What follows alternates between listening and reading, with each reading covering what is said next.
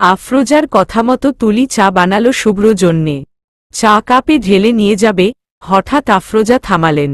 বললেন, তুলি দাঁড়া তো, তোর মধ্যে কিছু একটা মিসিং। আমি বুঝতে পারছি কি। আমি নিয়ে আসছি ঘর থেকে। তুলি চায়ের কাপ হাতে নিয়ে বোকা বোকা চেহারায় মাথা দুলাল। আফরোজা গেলেন আর এলেন। হাতে করে নিয়ে এলেন এক পাতা টিপ। তুলি টিপ দেখেই অবাক হল। টিপ শাড়ির সঙ্গে তো সবসময়ই পরে তুলি, আজ একদম মনে ছিল না। কোথায় ছিল মন? অবশ্য ইদানিং তুলির মন একটু খুইয়ে খুইয়ে থাকে। কেমন যেন একটা অদ্ভুত অনুভূতি হয় মনের মধ্যে, একটু অন্যরকম অদ্ভুত অনুভূতি। আফরোজা একটা টিপ খুলে তুলির দুই ভ্রুয়ের মাঝখানে সেটে দিলেন। মিষ্টি হেসে বললেন, শাড়ির সঙ্গে টিপ না হলে জমেই না। জানিস তুলি, এই টিপের পাতা অনেক পুরনো। আমার যৌবনকালে টিপের অনেক শখ ছিল। শুভ্র বাবা তো পাতার পর পাতা এনে রেখে দিত বাসায়। আমি প্রতিদিন শাড়ির সঙ্গে মিলিয়ে পরতাম। এখন আর পরি না। শুভ্র বাবা নেই, কাকে দেখাবো পরে? তবে তোর তো শুভ্র আছে। আমার এখান থেকে টিপ নিয়ে নিয়ে পরবি আর পরে শুভ্রকে দেখাবি। তারপর শুভ্র বাবার মতো শুভ্র তোর জন্যে পাতার পর পাতা টিপ এনে রাখবে। একই ঘটনার পুনরাবৃত্তি। হা হা হা। তুলির চোখ জলে ছলছল করে উঠল। তাদের দুজনের সম্পর্ক যেমনই হোক, অন্তত এই মায়ের জন্যে তুলির বোধ করি শুভ্রকে বিয়ে করে ভুল করেনি। মানুষটা মারাত্মক আকৃষ্ট তার সন্তানের প্রতি, তেমনি তুলির প্রতি। তুলি মৃদু হাসল। টিপটা আলতো করে ছুঁয়ে দিয়ে বলল, চা ঠান্ডা হচ্ছে আম্মু। যাই? ও হা, যা যা। তুলি হেসে চা নিয়ে শুভ্র রুমে গেল। শুভ্র মাত্র গোসল সেরে বেরিয়েছে। টাওয়াল সোফার উপর ফেলে রাখা। ভিজে টাওয়াল এভাবে ফেলে রেখেছেন? তুলি শুভ্র মনোযোগ আকর্ষণ করার জন্য চায়ের কাপে শব্দ তুলল। শুভ্র তখন পেছনে ফিরল। চা হাতে তুলি দাঁড়িয়ে আছে দেখে শুভ্র সঙ্গে সঙ্গে ভেতরে আসতে বলল। তুলি ভেতরে ঢুকল। শুভ্র হাত বাড়াল। তুলি চায়ের কাপ শুভ্র হাতে ধরাল। শুভ্র চায়ে চুমুক দিয়ে সোফায় বসল। তুলি খানিক এগিয়ে এসে সোফা থেকে ভিজে তাওয়াল তুলে বারান্দায় মেলতে গেল। শুভ্র চা খেতে খেতে দেখল এসব। মনেমনে আবারও একটু করে তুলির জন্যে ভালো লাগা জন্মাল। তুলি বারান্দা থেকে ভেতরে ঢুকলে শুভ্র ডাকল, তুলি। তুলি জবাব দেয়, বলুন। শুভ্র মৃদু হেসে বলল, এখনই সংসার গোছানোর এত ইচ্ছে? তুলি বুঝতে পারল না শুভ্র কথার অর্থ। তুলি প্রশ্ন করল, সংসার গোছাচ্ছি? হু, নেক্সট টাইম থেকে ভিজে টাওয়াল আর ফেলে রাখব না, নিজেই বারান্দায় মেলে আসব। হবে না? শুভ্র কথার অর্থ এখন বুঝল তুলি। সঙ্গে সঙ্গে লজ্জা পেয়ে গেল। আর্স্ট ভঙ্গিতে বলল, তেমন কিছু না, অভ্যাস নেই এভাবে। সোফা ভিজে যাবে দেখে। It's okay. কৈফিয়ত কেন দিচ্ছ? এই ঘর তোমারই।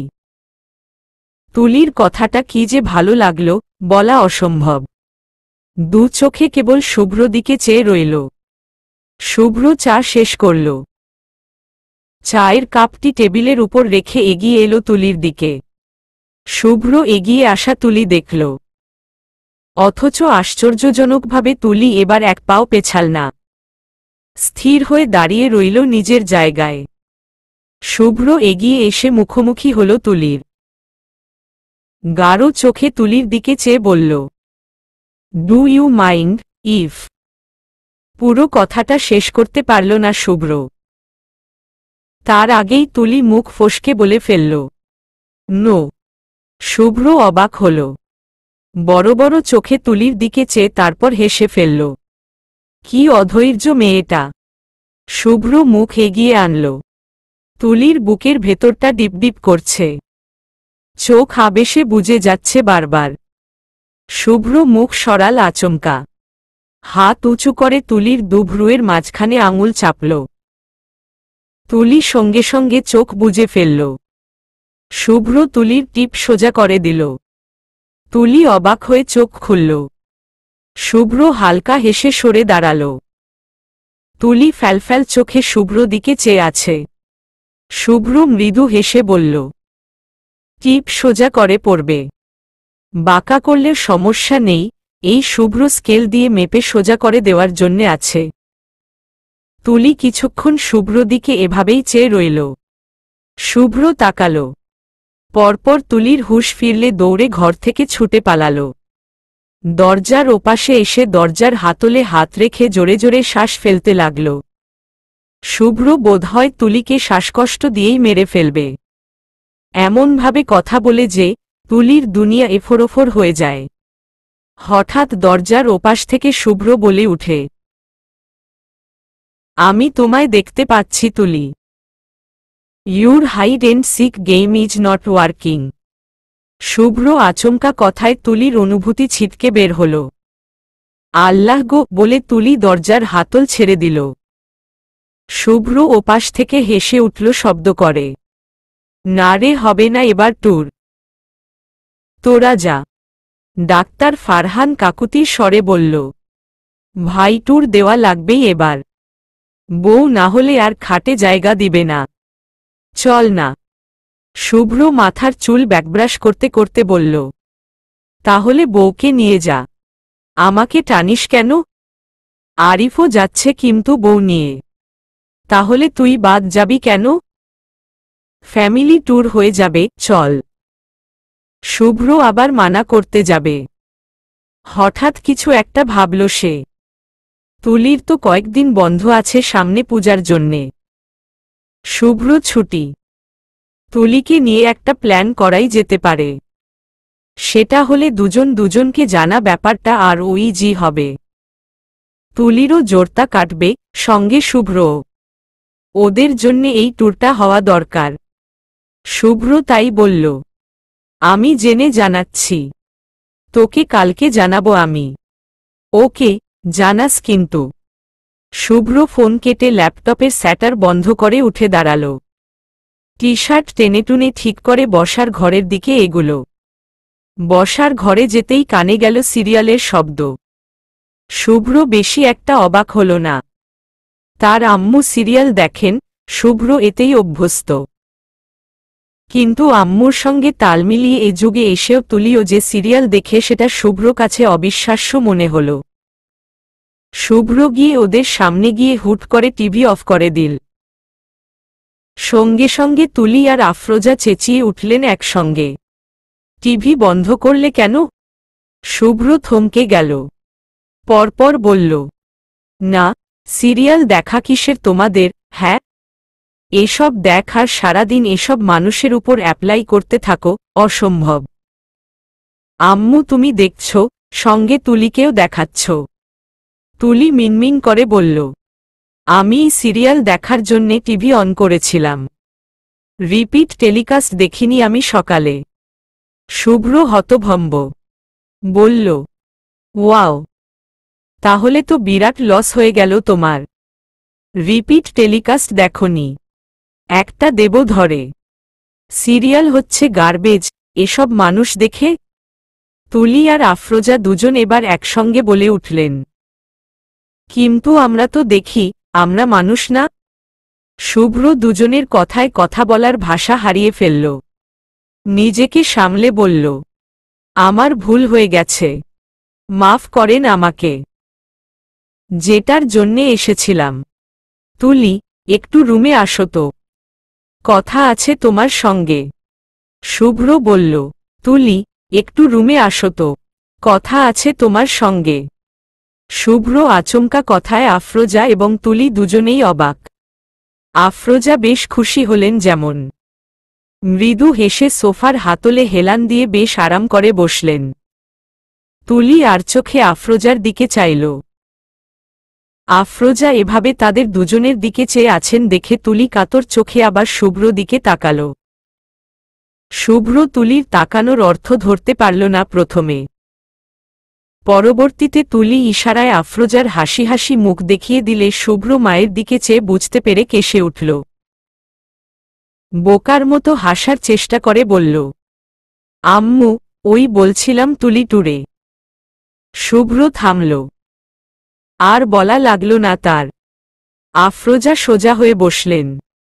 তুলির দিকে চেয়ে গম্ভীর গলায় বললেন, তুলি, শুভ্র ঘরের বিছানার চাদরটা ময়লা হয়ে গেছে। এখন গিয়ে চাদরটা উঠিয়ে বিনে রেখে দে তো, বুয়া এসে ধুয়ে দিবে। তুলি শুনল, মনেমনে হাসল। কি সুন্দর বাহানা।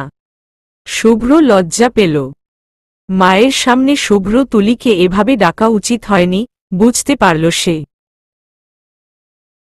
নত মুখে মাথা চুলকে নিজের ঘরে চলে গেল। তুলিও গেল কিছু সময় পর।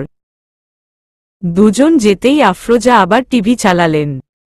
তুলি শুভ্র ঘরের দরজায় টোকা দিল। আসব। শুভ্র ঘরের ভেতরে পায়চারি করছিল। তুলির আওয়াজ শুনতাই হাঁটা থামিয়ে চটজলদি বলল, এসো, এসো। তুলি মাথায় শাড়ির আঁচল তুলে ভেতরে ঢুকল। শুভ্র তুলিকে দেখেই অপ্রস্তুত গলায় প্রশ্ন করল, সরি, আসলে আম্মু সামনে ছিল, আমার মাথায় ছিল না। ব্যাপারটার জন্যে আম সরি। নেক্সট টাইম খেয়াল রাখব। তুলি মৃদু হেসে মাথা নাড়ল। তুলি ভেবেছিল শুভ্র হয়তো ব্যাপারটা হেসে উড়িয়ে দিবে। তথাকথিত ঠোঁটকাটা পুরুষের ন্যায় মায়ের সামনে এভাবে বলাকে স্বাভাবিক মনে করবে। কিন্তু শুভ্র তাকে ভুল প্রমাণিত করল। মায়ের সামনে শুভ্র বড্ড নম্র এবং ভদ্র।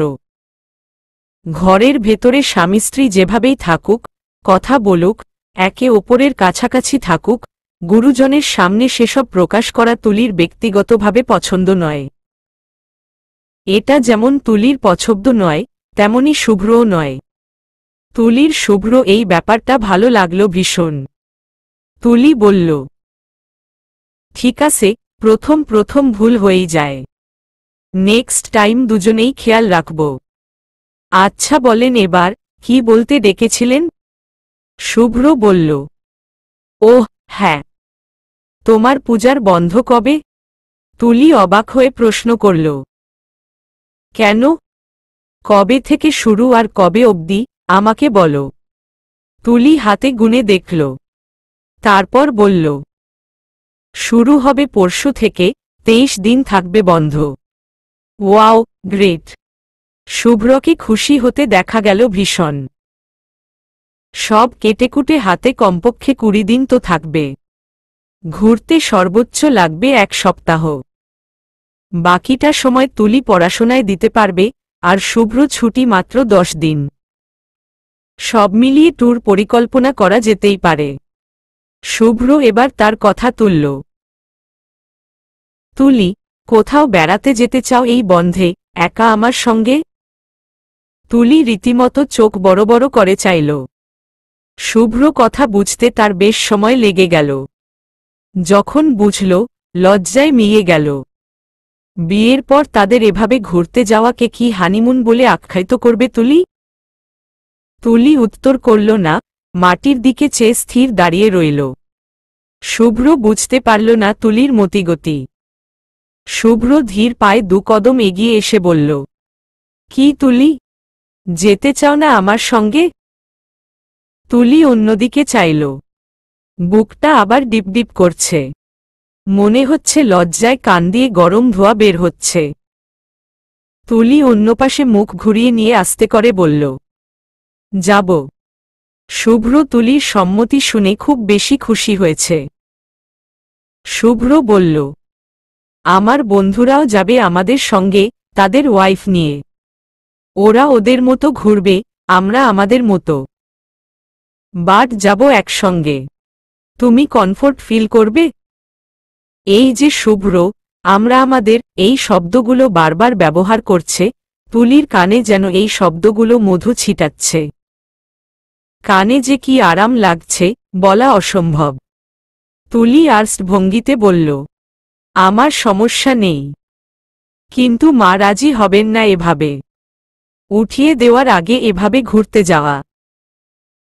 শুভ্র মাথা দুলালো, সেটাও এক কথা। আচ্ছা আমি দেখছি। আন্টি সরি, মায়ের নাম্বার তোমার মুখস্থ আছে? আমাকে বলতো, আমি দেখি পারমিশন পাই কিনা। শুভ্র যেভাবে বলল, তুলির মনে হল শুভ্র কোনো ছোট বাচ্চা সঙ্গে করে নিয়ে যাচ্ছে। তার পারমিশন নিতে বাচ্চার অভিভাবকের কাছে ফোন দেওয়া হচ্ছে। তুলি হেসে ফেলল। শুভ্র হাসির শব্দে তাকালে তুলি সঙ্গে সঙ্গে হাসি থামিয়ে ফেলল। শুভ্র ভ্রু কুঁচকে বলল, নাম্বার? তুলি নাম্বার বলল। শুভ্র কল দিয়ে কানে ধরল। ওপাশ থেকে ইয়াসমিন কল রিসিভ করলে শুভ্র সালাম দিল। ইয়াসমিন শুভ্র কল দিয়েছে শুনে গদগদ হয়ে সালামের জবাব দিলেন। শুভ্র বলল, আন্টমা একটা কথা ছিল আপনার সঙ্গে। বলবো? হ্যাঁ বলো শুভ্র। শুভ্র তুলির দিকে তাকাল। তুলি উৎসুক চোখে শুভ্র দিকে চেয়ে আছে। শুভ্র বলল, আমার মেডিকেল থেকে ছুটি দিবে পূজায় 10 দিনের জন্যে।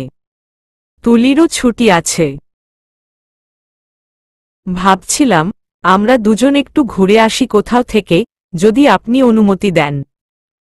স্বয়ং শুভ্র কল দিয়ে বলছে যাবে। ইয়াসমিন দ্বিধায় পড়ে গেলেন। এভাবে উঠিয়ে দেওয়ার আগে মেয়েকে ঘুরতে যেতে দেওয়া ভালো হবে? ইয়াসমিন বললেন, আমি একবার তুলির বাবার সঙ্গে কথা বলে তোমাকে জানাচ্ছি শুভ্র। ওকে মা। রাখি? ওকে বাবা, রাখো। শুভ্র সালাম দিয়ে ফোন কাটল। শুভ্র তুলির দিকে চেয়ে ভ্রু নাচিয়ে বলল, কি মনে হয় আঙ্কে বাবা দিবেন? তুলি শুভ্র বাবার বাবা মা এসব কথার মধ্যে আটকে যাওয়া দেখে হেসে ফেলে বলল, কষ্ট হচ্ছে না বাবা মা ডাকতে? শুভ্র হাসল বোকার মতো। মাথা চুলকে বলল, সেরকম কিছু না। প্রথম প্রথম অভ্যাস নেই, ধীরে ধীরে ঠিক হয়ে যাবে। জানি, ট্রাই করছেন দেখেই আমার ভালো লাগছে। শুভ্র হালকা হাসল। মিনিট পরেই শুভ্র ফোনে কল দিলেন ইয়াসমিন। শুভ্র তাৎক্ষণিক কল রিসিভ করে সালাম করল। ইয়াসমিন বললেন, তোমরা কতদিনের জন্যে যাবে শুভ্র? 1 সপ্তাহ।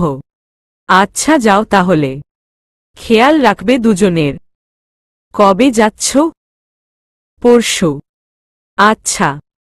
শুভ্র আরও টুকটাক কথা বলে ফোন কাটল। তুলি শুভ্র দিকে চাইল। শুভ্র বলল, রাজি তারা। তুমি আজ বাসায় গিয়ে ব্যাগপত্র গুছিয়ে নিও। আমিও আমার সব গুছিয়ে নিব। কিন্তু আম্মু?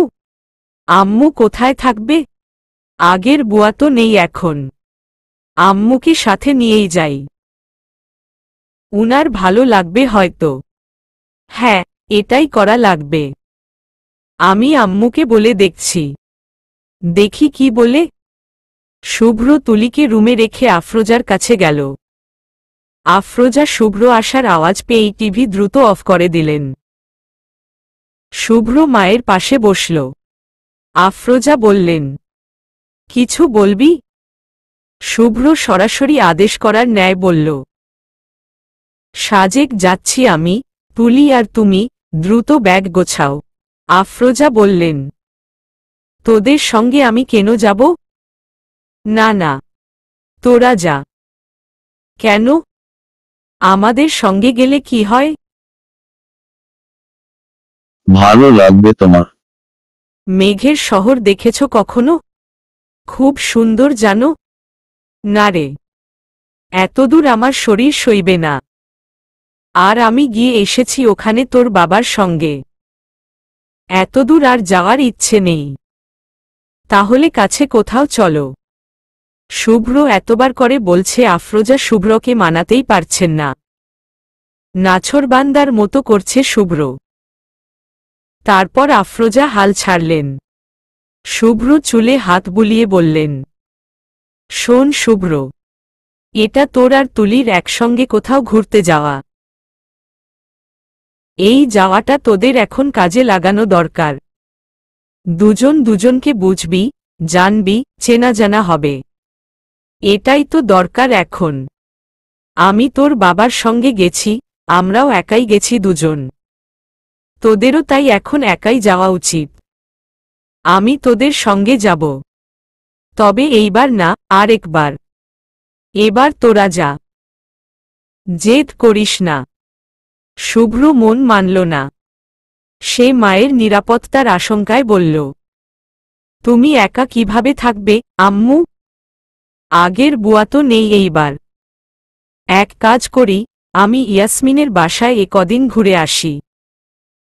ইয়াসমিন বারবার বলছিল গিয়ে করাত থাকার জন্যে। এই সুযোগে থেকে আসি কদিন। তোরাও ঘুরে আয়। আমাদের তিনজনের সময়ই ভালো কাটবে এই এক সপ্তাহ তাহলে। আমারও এই ফাঁকে ইয়াসমিনের সঙ্গে সময় কাটানো হয়ে যাবে। কতকাল ইয়াসমিনের সঙ্গে মন খুলে কথা বলা হয় না, জানিস? শুভ্র মায়ের জোরাজরিতে রাজি হল শেষ অবধি। আফরোজা ছেলের কপালে চুমু খেয়ে বললেন, ঘুরে আয় তোরা, ফিরবি মন খুশি করে। তুলি প্রথম তোর সঙ্গে যাবে, মেয়েটাকে এই বিয়ে, এই সম্পর্ক, আর এই তোকে নিয়ে ভাবতে বাধ্য করবি, ঠিক আছে? শুভ্র মৃদু হাসল। লজ্জা পেয়ে মাথার পেছনে চুলকে বলল, আম্মু, তোমার না মোটিভেশনাল স্পিকার হওয়া উচিত ছিল। প্রতিটা ভিডিওর টাইটেল থাকবে, কিভাবে ছেলেমেয়ের সংসার টিকিয়ে রাখা যায়। আম শিওর, এই প্রফেশনে তুমি খুব উন্নতি করতে পারতে। আফরোজা বাচ্চাদের ন্যায় হাসলেন। ছেলের হাতে হাত রেখে বললেন, ছেলেরা যদি সংসারে পটু না হয়, তবে মায়েদের স্পিকারই হতে হয়। যা তো এবার, দ্রুত ব্যাগ গুছিয়ে নে। তুলি বড্ড ঘুম কাতুরে। বেশি রাত জাগা তুলির পক্ষে কোনোদিন সম্ভব হয়নি। তুলি হচ্ছে ভোরের পাখি। পড়াশোনা যা করার সব সকালেই করে।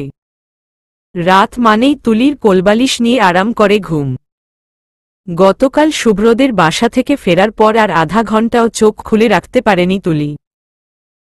খাওয়া দাওয়া করে আসায় বাসায় এসেই দরজায় খিল তুলে ঘুমিয়ে পড়েছে। সবে ঘুমিয়েছে 6 ঘণ্টা। আজও তেমন ঘুমাতে পারেনি। 6 ঘণ্টা পরপর টানা দুদিন ঘুমিয়ে তুলির তেমন আরাম মিলেনি। সাজেকের উদ্দেশ্যে ওদের বেরোনোর কথা সকাল 7টার মধ্যে। অথচ সকাল 7:30টায় তুলি এখনো ঘুম। ঘুমের মধ্যেই সকাল সকাল তুলির ফোনে কল এলো। ঘুমে কাতর তুলি বিরক্ত হয়ে মুখ কুঁচকাল। এদিক ফিরে শুতেই আবার কল এলো। বাধ্য হয়ে তুলি ফোন ধরল। হ্যালো বললে ওপাশ থেকে কারো ছোট্ট নিঃশ্বাস ফেলার শব্দ হল। নিঃশ্বাসের শব্দ শুভ্র ছিল। ঘুমন্ত তুলির কণ্ঠ তার ভীষণ ভালো লেগে গেল। শুভ্র তৃষ্ণার্থ বোধ করে নীরব থাকল। তুলি আরেকবার কথা বলুক, শুভ্র শুনবে। তুলি ওপাশে কাউকে কথা বলতে না দেখে তুলি ঘুমের মধ্যে বিরক্ত হল, বলল, কথা বলেন না কেন? কাকে চাই? শুভ্র মৃদু হেসে নিজেকে সামলাল। গলা পরিষ্কার করে বলল, ঘুম ছাড়েনি এখনো তুলি? না ছাড়লেও উঠতে যে হচ্ছে। আমাদের আজকে সাজেক যাওয়ার কথা না? শুভ্র কথা শুনে এক লাফে উঠে বসল তুলি। কান থেকে ফোন নামিয়ে একবার নাম্বার দেখে নিল। শুভ্র লাইনে দেখেই তুলি চটজলদি সালাম করে বসল। শুভ্র সালামের উত্তর দিল। তুলি একবার ঘড়ি দেখল। ইস, তাদের অলরেডি লেট হয়ে গেছে। তুলি জিহ্বা কামড়ে বলল, সরি। দেরি হয়ে গেছে না? 10 মিনিট টাইম দিন আমাকে। আমি ঝটপট রেডি হয়েই বেরিয়ে যাচ্ছি। বাস স্টেশন কোনটা? শুভ্র বলল, হ্যাঁ, অবশ্যই। বাস স্টেশন হল শুভ্র বাস স্টেশন। চলে যাও দ্রুত। কৌতুক করে বলল শুভ্র। তুলি ভ্যাবাচেকা খেয়ে গেল। কি বলল শুভ্র ঘুমের ঘোরে কিছুই বুঝল না তুলি। বোকার মতো বলে বসল, শুভ্র বাস স্টেশন? শুভ্র হাসল এবার। বলল, yes, your personal bus station. Shubhra bus station আর 10 মিনিটের মধ্যে তোমার বাসার নিচে থাকবে। ঝটপট ব্যাগ নিয়ে বেরিয়ে যাও। আমি কিন্তু উপরে উঠব না। ওই টাইম এখন নাই আমাদের। তুলি বুঝল এবার। হেসে ফেলল ও। বলল, ওকে। তুলি ফোন কেটে একলাফে উঠে বসল বিছানা থেকে। বিছানা ঝটপট গুছিয়ে মায়ের রুমে গেল। ইয়াসমিন জোবায়েরকে জড়িয়ে ধরে ঘুমাচ্ছেন। তুলি অন্ধকারে আলগোছে মায়ের কাছে গিয়ে মাকে ডাকল, আম্মু, ও আম্মু, উঠো, আমি চলে যাচ্ছি। ইয়াসমিন কয়েকবার ডাকার পর চোখ খুললেন। তুলিকে মাথার পাশে এলোমেলো চুলে দাঁড়িয়ে থাকতে দেখে ভয় উঠে বসলেন। তুলি বলল, শুভ্র স্যার এসেছেন। আমাকে নিচে নামতে বলেছেন। ঘুমের ঘোরে ইয়াসমিন বলেই বসলেন তুলির যাওয়ার কথা। বললেন, তুই আবার কই যাবি? তুলি বিরক্ত হল।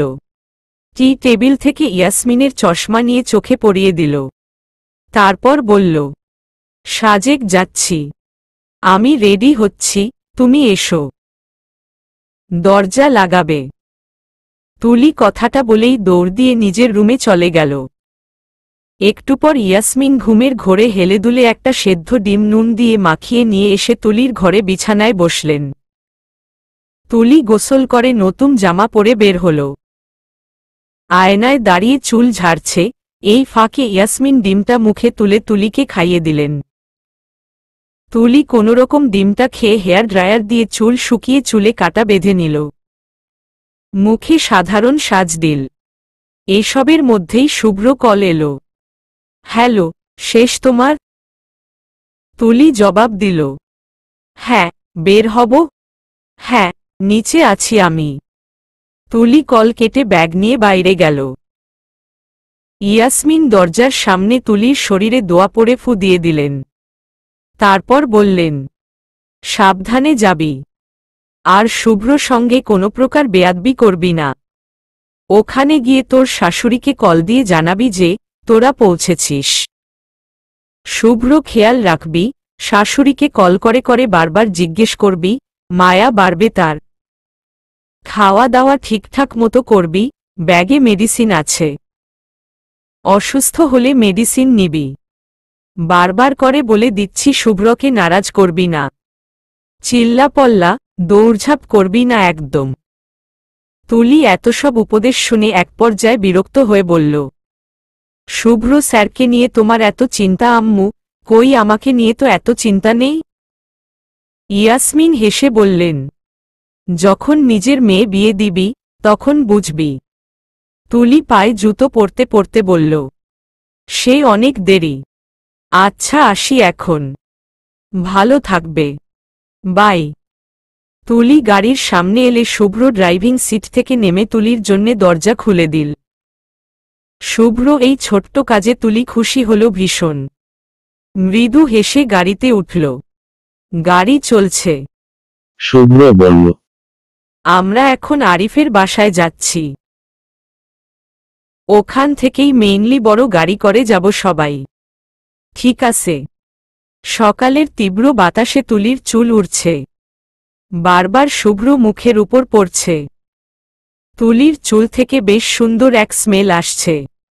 আজ বোধহয় শ্যাম্পু করেছে তুলি।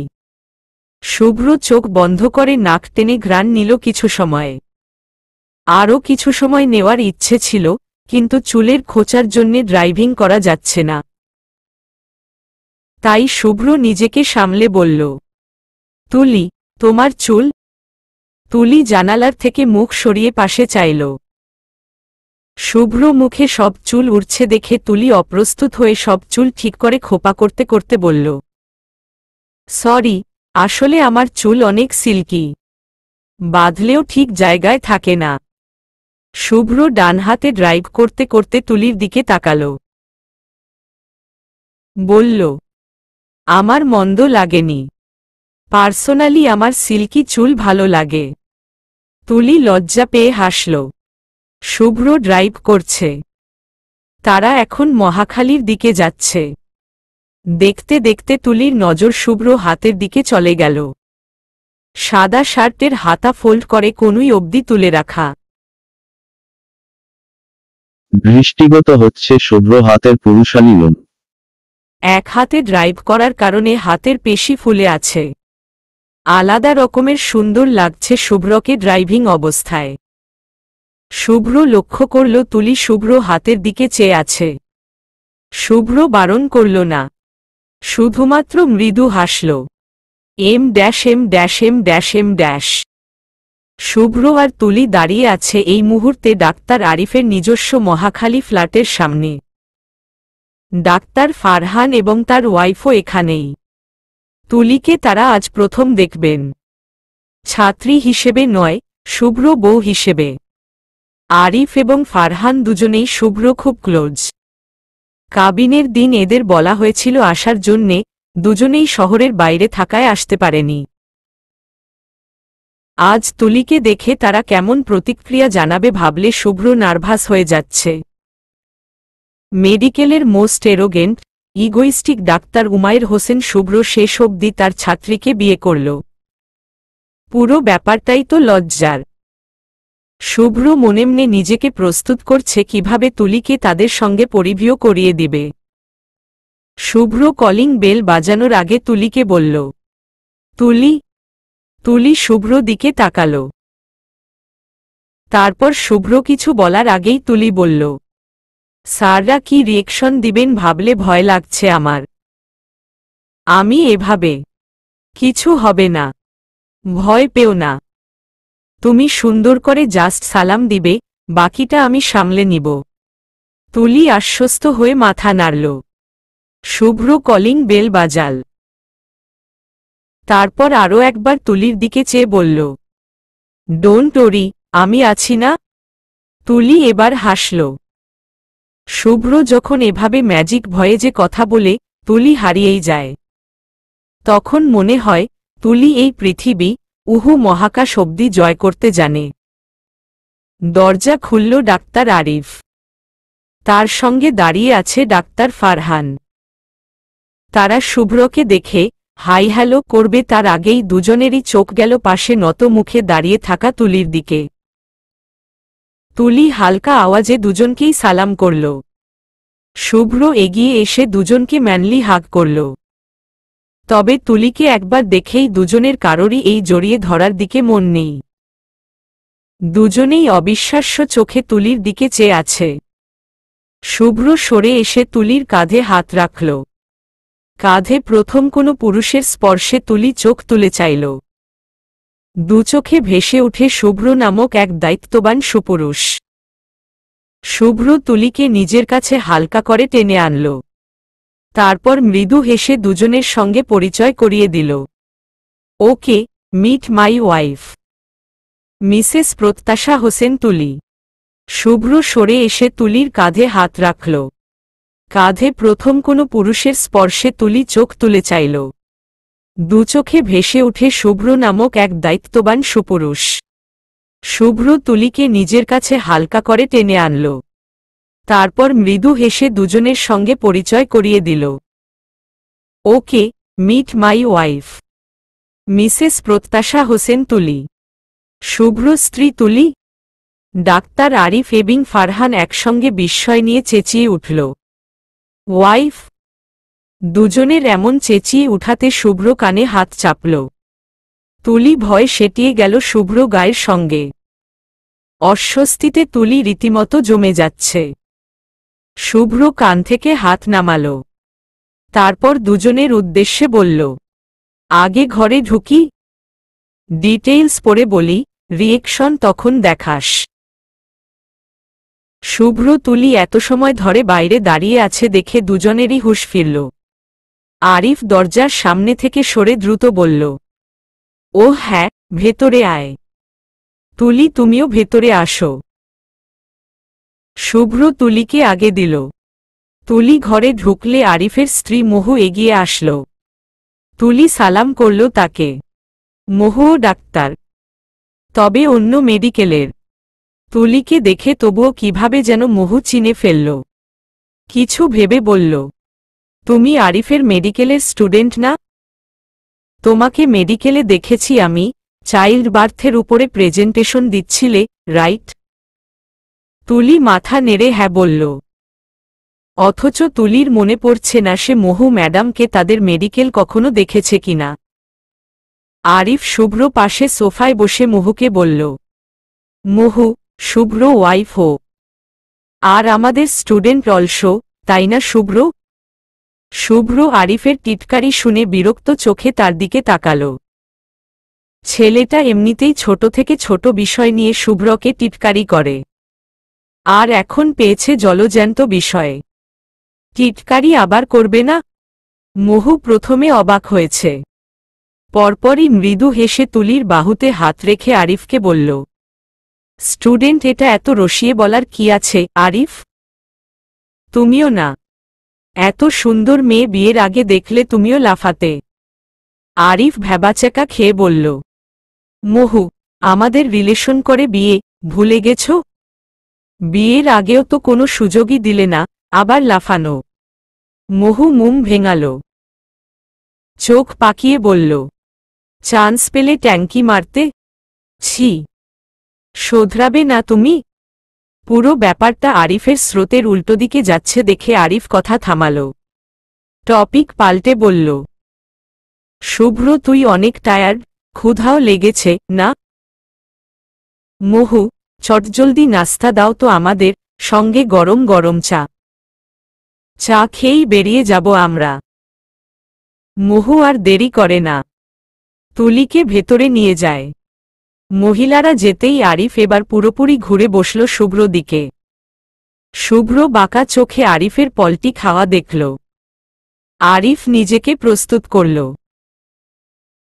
তারপর গম্ভীর স্বরে বলল, কাহিনী ঝাড়। তুলি আর তুই কিভাবে কি রিলেশন করে বিয়ে আমাকে বলবি না? তুই ওরকম ছেলেই না, আমি জানি। ফারহানও ওদিকে উৎসুক চোখে শুভ্র দিকে চেয়ে আছে। শুভ্র তারপর দুজনকেই পুরো কাহিনী শোনাল। সব শুনে ফারহান বলল, তুলি মেনে নিয়েছে তোকে? শুভ্র উত্তর দিল, বোধহয় ট্রাই করছে। আর তুই? আরিফের প্রশ্নে শুভ্র থামল, পরপর ছোট্ট করে নিঃশ্বাস নিয়ে বলল, চেষ্টা করছি, আই থিঙ্ক আমার ওকে ভালোই লাগে। শি ইজ এ ম্যাচোর গার্ল, চিন্তা ভাবনা একদম আমার মতো। আর সবচেয়ে বড় কথা হচ্ছে, তুলি আম্মুর সাথে খুবই ফ্রেন্ডলি। আম্মু তুলির সংস্পর্শে ভালো থাকে, যেমনটা আমি সবসময় চেয়ে এসেছি। বিয়ে নিয়ে আমি সবসময় ভয় পেতাম, জানিস। সবসময় চিন্তা থাকত যে মেয়ে আসবে, আম্মুকে আমার মতো ভালোবাসবে কিনা। But now I'm satisfied. Tuli সবদিকেই আমার কাছে বেস্ট লেগেছে। বাকিটা এখন ভাগ্য। সব শুনে আরিফ এবং ফারহানকে নিশ্চিন্ত হতে দেখা গেল। ফারহান বলল, এই ট্যুরটা তোদের জন্যে খুব কাজে দিবে। ভালো করেছিস তুলিকে নিয়ে যাচ্ছিস সাথে। তোদের ফার্স্ট হানিমুনও সেরে গেল ব্যাটা। শুভ্র হালকা হাসল। ওদের কথা বলার ফাঁকে আরিফকে রান্নাঘর থেকে ডাকল মহু। আরিফ উঠে নাস্তা রান্নাঘর থেকে এনে টেবিলে সাজাল। সবাই মিলে নাস্তা শেষ করে বেরিয়ে গেল বাস স্টেশনের উদ্দেশ্যে। আরিফ টিকিট আনতে গেছে সবার জন্যে। শান্তি পরিবহন বাস ঢাকা থেকে খাগড়াছড়ি অবধি যাবে। একমাত্র এই বাসেই খাগড়াছড়ির দীঘিনালা অবধি যাবে। তাই তারা এই বাসেই ঠিক করছে সাজেক যাওয়ার জন্যে। শুভ্র এই ফাঁকে তুলিকে জিজ্ঞেস করল, কিছু কিনবে বাসে খাওয়ার জন্যে? তুলি আশেপাশে একবার দেখে বলল, আচার পাওয়া যাবে এখানে? শুভ্র একবার আশেপাশের দোকান দেখে বলল, আমি দেখি পাই কিনা। তুমি মহুর সাথে দাঁড়াও। শুভ্র তুলিকে মহুর পাশে দাঁড় করিয়ে রেখে আচার খুঁজতে চলে গেল। মহু জিজ্ঞেস করল তুলিকে, শুভ্র আবার কোথায় যাচ্ছে? আচার কিনতে। কে খাবে? তুমি? তুলি স্বাভাবিকভাবে মাথা নাড়ল। মহু হালকা হেসে বলল, আমার কাছে আছে, আবার আনাতে গেলে কেন? আচার তো আমার কাছে কয়েক মাস থেকে সবসময়ই থাকে। কেন ম্যাডাম, আপনি এত আচার পছন্দ করেন? তুলি অবাক হয়ে প্রশ্ন করল। মহু মৃদু হাসল, পেটে হালকা করে হাত বুলিয়ে বলল, ইনি আসার পর থেকে রোজ খাওয়ান আমাকে। আচার খেলে বমি কম হয়, তাই আরিফ কয়েক ধরনের আচার এনে রাখে বাসায়। তুলি খানিক বিস্মিত হল, বলল, আপনি প্রেগনেন্ট অবস্থায় এতদূর যাচ্ছেন? সমস্যা হবে না? উহু, বরং আমার মাইন্ড ফ্রেশ হবে। কদিন ধরে মনে হচ্ছে আমি মেন্টালি খুব উইক হয়ে যাচ্ছি, অযথা চেঁচাচ্ছি। আরিফের সঙ্গেও কয়েকবার খারাপ ব্যবহার করলাম। ও কিছু বলে না আমাকে, কিন্তু আমি বুঝতে পারছি আমার ফ্রেশ হওয়া দরকার। ডেইলি লাইফের এমন ঝুটঝামেলা থেকে কদিন রেহাই দরকার। তাই ভাবলাম ঘুরে আসি। তুলি অবাক হয়, মানুষটার কি ধৈর্য! এমন একটা অবস্থায় এভাবে দিব্যি ঘুরে বেড়াচ্ছেন। তুলি হলে বিছানায় ল্যাদ খেয়ে পড়ে থাকত, নিজে যন্ত্রণায় ভুগত, আশেপাশে সবাইকেও জ্বালিয়ে মারত। তুলি হালকা হাসল। এর মধ্যে শুভ্র এসেছে, হাতে পলিথিন। আচারের সঙ্গে আরও হাবিজাবি চকলেটস আর চিপস কিনে এনেছে। আরিফও এর মধ্যে টিকিট কিনে এনেছে। বাস ছেড়েছে কিছুক্ষণ হয়েছে। মহু শরীর খারাপ লাগছে, আরিফের কাঁধে মাথা হেলান দিয়ে শুয়ে আছে। ফারহানের কাঁধে মাথা হেলিয়ে বাহিরের দিকে চেয়ে আছে দিয়া। তাদের দেখে তুলিরও ইচ্ছে করছে শুভ্র কাঁধে মাথা রাখতে, কিন্তু শক্তঙ্কোচের কারণে হচ্ছে না। শুভ্র তো আগ বাড়িয়ে কিছু বলছে না। তুলি মেয়ে হয় কিভাবে বলবে? সেই কখন থেকে ওরা দুজন চুপ করে বসে আছে বাসে। কেউ কি তাদের দেখে বলবে এরা সদ্য বিবাহিত কোনো কাপল? তুলি বিরক্ত হয়ে বাসের জানালায় মাথা ঠেকিয়ে বসে। বাস ক্রমাগত নড়ছে। তুলি তাই ঠিকঠাক মাথা রাখতে পারছে না, উল্টো ব্যথা পাচ্ছে। তুলি তাও রাগে মাথা সরাল না, ঠেকিয়েই রাখল। শুভ্র ফোনে এতক্ষণ কাজ করছিল। এক পর্যায়ে তার চোখ গেল তুলির দিকে। তুলি ঘুমে পড়ে যাচ্ছে, তাও কষ্ট করে চোখ খুলে রেখেছে। কপালে কি ব্যথা লাগছে না তুলির? শুভ্র বলতে ইচ্ছে হচ্ছে, তুলি চাইলে শুভ্র কাঁধে মাথা রাখতে পারে, কিন্তু লজ্জা আর সংকোচে বলতে পারছে না। তাও সে বলল, তুলি, তুলি, এভাবে ঘুমিও না, কপাল ফুলে যাবে বাসের ধাক্কায়। রাস্তাটা বেশি ভালো না। তুলির ধ্যান ভাঙে। ঘুম থেকে উঠে বসে আবার সোজা হয়ে শুভ্র দিকে চায়। ঘুমে চোখ মেলতে পারছে না তুলি। চোখ ঘুরিয়ে ঘুমানোর জায়গা খুঁজছে। শুভ্র বলল, কি দেখছ? তুলি লম্বা হামি তুলে বলল, ঘুমাবো কোথায় আমি? সিটটা পেছনে হেলানো যায় না আর? শুভ্র সিটটা হাত দিয়ে একবার দেখল, তারপর বলল, না আর যাবে না। তুলির তখন শুভ্র মাথায় মারতে ইচ্ছে হল, বলতে ইচ্ছে হল, আপনার বুক আর কাঁধ থাকতে আমি কেন সিটে মাথা দিয়ে ঘুমাবো? কিন্তু বলতে পারল না। তাদের সম্পর্ক ৮-১০টা স্বাভাবিক কাপলদের মতো নয়। তাই দুজনের কেউই চাইলে স্বাভাবিক কাপলদের মতো আচরণ করতে পারে না।